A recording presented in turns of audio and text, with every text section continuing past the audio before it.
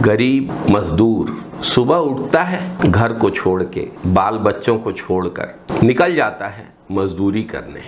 दिन भर मजदूरी करता है, शाम को कुछ पैसे लेकर घर आता है। घर के लिए राशन लाता है, सब्जी लाता है, कई बार बच्चों के लिए चॉकलेट या मिठाई कुछ ले आता है। इन्हीं मजदूरी के पैसों से वो बच्चों को पढ़ाता लिखाता भी है। रायपुर में रविवार के दिन यही हुआ। मजदूर घर से निकले, काम करके घर लौटे। घर की ओर मजदूरों के कदम तेजी से बढ़ रहे थे, क्योंकि घर में बच्चे और परिवार इंतजार कर रहे होंगे। उन मजदूरों को पता था, पत्नी इंतजार कर रही होगी, दिवाली का त्योहार नजदीक है। मजदूर अपनी कमाई के पैसे लेके घर लौट रहे थे। घर आकर हिसाब करेंगे कि उन पैसों से कितने का राशन आएगा, बच्चों की फीस कैसे दी जाएगी और दिवाली का त्योहार कैसे मनाया जाएगा। जब मजदूर घर लौट कर आता है तो अपने परिवार को देखकर, बच्चों को देखकर, छोटे से आशियानी को देखकर वो अपनी दिन भर की थकान भूल जाता है। इस रविवार के दिन रायपुर में मजदूरों के साथ यह नहीं हुआ। रविवार के दिन की शाम उनके लिए दिल को दहला देने वाला मंजर लेकर सामने आई।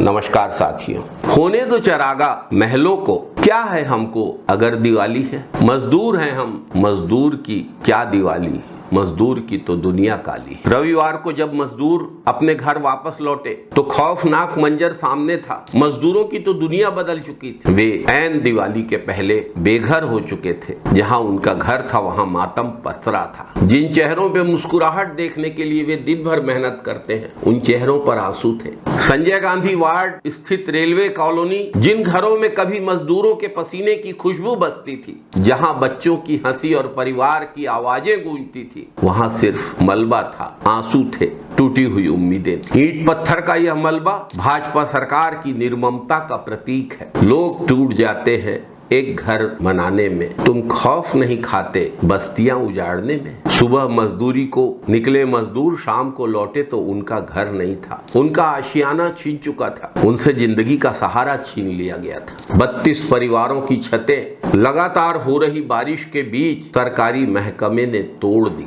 ना कोई सूचना, ना कोई नोटिस, ना कोई वैकल्पिक व्यवस्था, सीधे बेघर कर दिया। यह कार्यवाही नहीं, सरकार प्रायोजित अत्याचार है। यहाँ सरकार अपने ही नागरिकों को बेघर करने में लगी हुई है। यह सब उसी डबल इंजन सरकार में हो रहा है, जहाँ के सत्ताधीश मंत्री कॉलेज के लिए आरक्षित जमीन बिल्डरों को सौंपने में परहेज नहीं करते, जहाँ बच्चों के खेल के मैदान में कब्जा करके राजनीतिक पार्टी का, सत्ताधारी दल का कार्यालय बनाया जाता है। लेकिन अगर कोई गरीब अपनी झोपड़ी बनाता है तो उस पर सत्ता का कहर टूटता है। रायगढ़ में भी टूटा, रिवर व्यू बनाने के लिए रायपुर में भी टूटा, 32 मजदूरों के घरों पर। आज भाजपा सरकार में गरीब होना, मजदूर होना, मेहनत कश होना गुनाह बन चुका है। इन बरसात के दिनों में जब हर आदमी अपने घर की छत का आसरा खोजता है, ऐसे समय इन 32 परिवारों के ऊपर से घर की छत छीन ली गई। ये 32 परिवार अपने बच्चों और औरतों को लेकर बरसात में, ठंड में ठिठुर रहे, भीग रहे हैं। यह अच्छे दिनों का नवीन संस्करण। भाजपा की सरकार झोपड़ी वालों के सिर से उनकी छत छीन लेती है और अदानी को